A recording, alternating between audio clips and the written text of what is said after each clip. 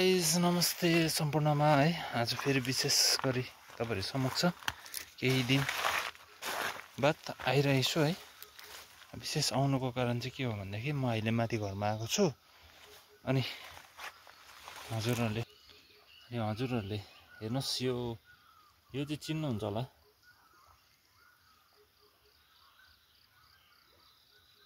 के भनिन्छ होला यसलाई सिमराया है। सिमराया चाहिँ ड्याममै भएको रहेछ।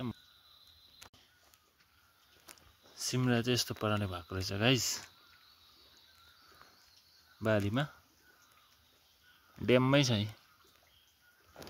अब चाहिँ काट्नुपर्छ सिमराया।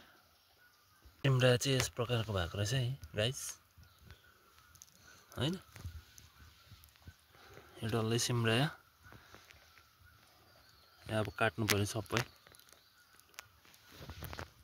कतिवटा घाँसहरु पनि रहेछ, निकाल्नुपर्छ। यो घाँसहरु चाहिँ सिमराया अलिक सफा पनि गर्नुपर्ने रहेछ।